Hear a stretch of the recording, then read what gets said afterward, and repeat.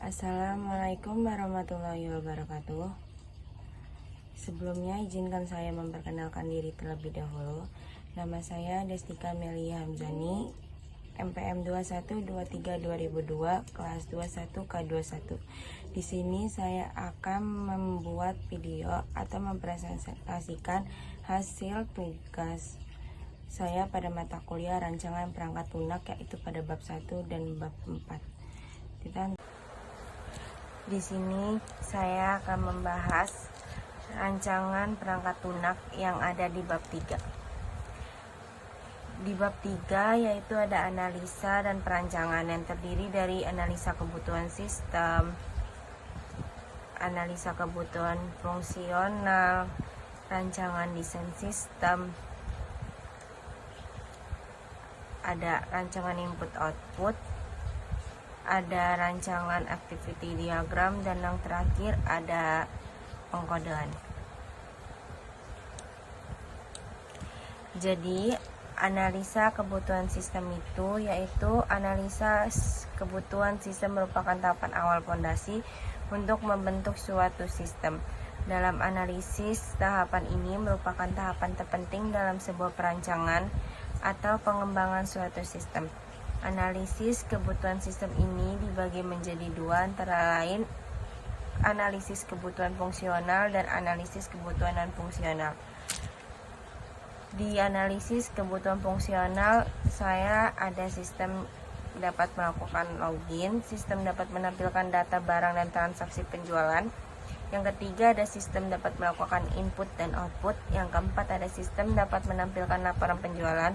Yang kelima, ada sistem dapat logout.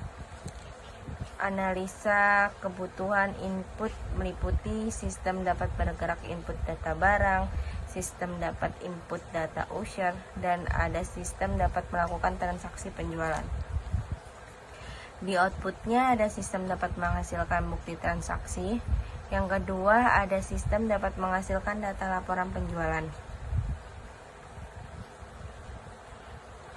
Selain itu, analisis kebutuhan non-fungsional itu merupakan suatu analisis yang bertujuan untuk memenuhi kebutuhan dari analisis kebutuhan fungsional. Pada analisis kebutuhan non-fungsional ini terdapat dua bagian, diantaranya kebutuhan perangkat lunak software dan kebutuhan perangkat keras hardware. Di sini bisa kita lihat saya bakalan nantinya di rancangan ini memakai perangkat keras hardware, perangkat PC, mouse, RAM-nya 8GB, dan koneksi internet yang paling penting. Di kebutuhan perangkat lunak, di softwarenya saya memakai sistem operasi Microsoft Windows, Notepad++, Xampp, MySQL, Google Chrome.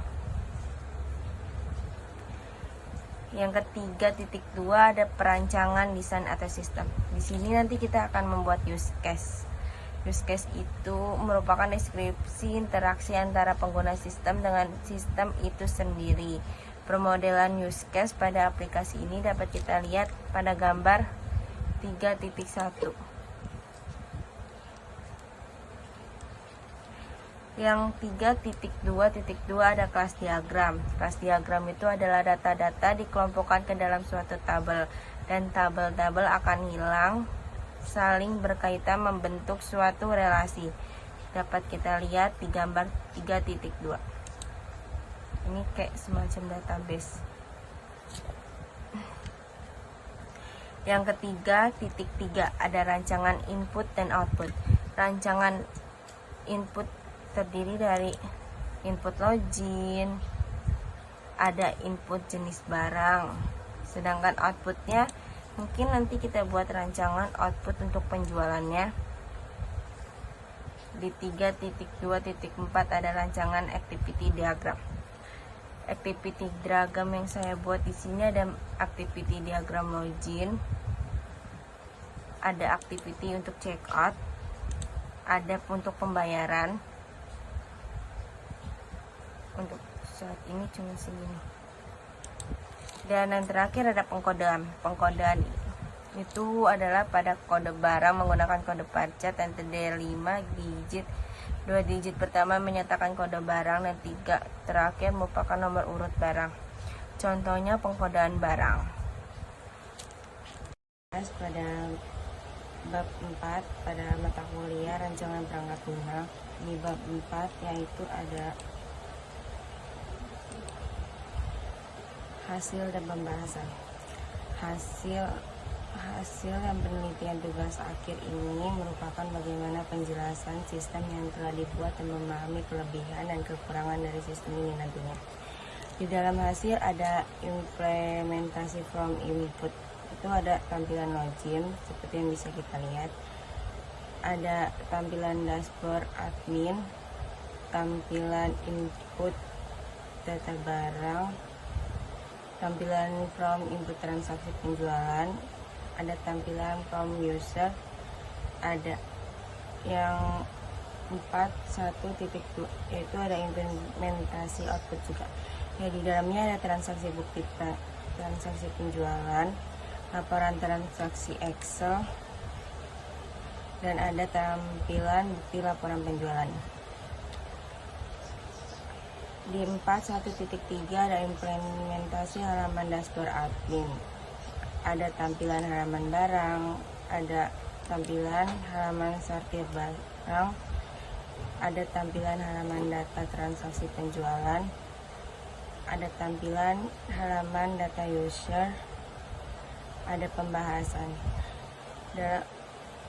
Di 4.2 ada pembahasan dalam penelitian penulisan ini. Penulis memberikan beberapa kelebihan dan kelemahan dari sistem yang dibuat sebagai berikut. Kelebihannya itu ada sistem ini dapat mengolah data user, data satuan, data barang, dan transaksi penjualan. Sistem dapat melakukan cetak bukti penjualan, kertas kerja penjualan, dan laporan penjualan. Di kekurangan ada sistem masih menggunakan web. Program yang saya buat ada di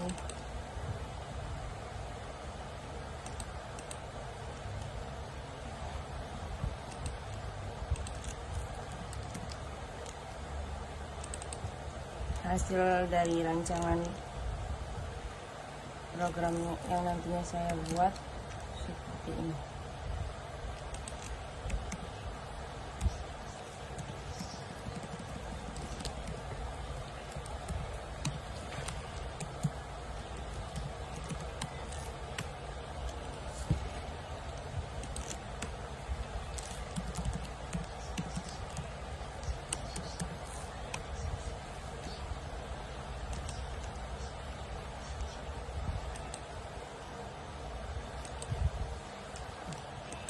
Ini menu dashboard.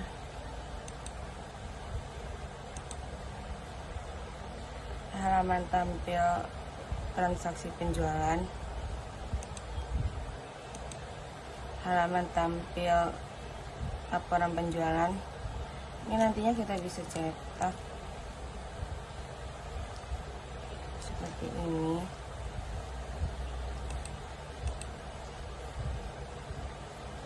Di masternya ada pembelian, ada barang, ada kategori. Di pembelian, di data pelanggan, kita bisa input barang ataupun yang pelanggan mau. Kurang lebih aplikasi yang saya ciptakan seperti ini dari rancangan yang udah saya buat.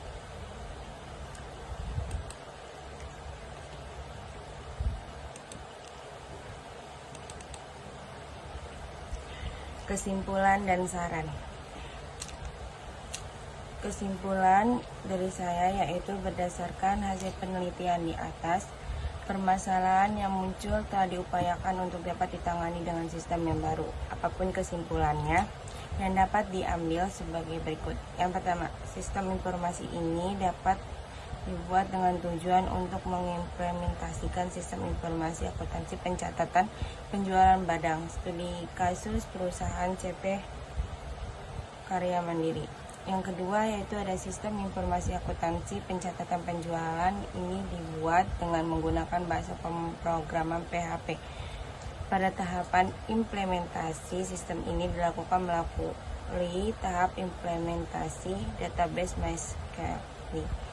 Exam kemudian mengimplementasikan secara keseluruhan melalui text editor yaitu Notepad++.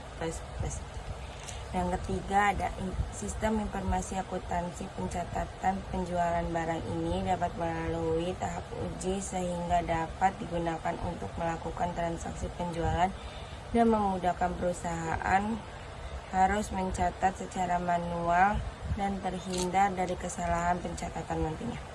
Saran dari saya, sistem penjualan barang adalah tahapan pertama dan masih ada kekurangan di dalam fitur-fiturnya. Penulis saya memberikan saran yang nantinya bermanfaat untuk alternatif pemikiran dan pengembangan ke depannya, yaitu 1. Diperlukan adanya pemeliharaan yang baik dan rutin terhadap perangkat keras dan perangkat lunak yang digunakan untuk menghindari terjadinya kerusakan. Yang kedua, harus adanya pembinaan, pelatihan, dan wawasan terhadap karyawan dalam penggunaan perangkat keras dan perangkat lunak untuk menjaga segala kemungkinan timbul kelemahannya. Untuk mengembangkan selanjutnya agar bisa dilengkapi kekurangannya. Sekian hasil presentasi video dari saya. Saya mohon maaf apabila ada kesalahan ataupun kekurangan dari video yang saya buat. Saya akhiri, wassalamualaikum warahmatullahi wabarakatuh.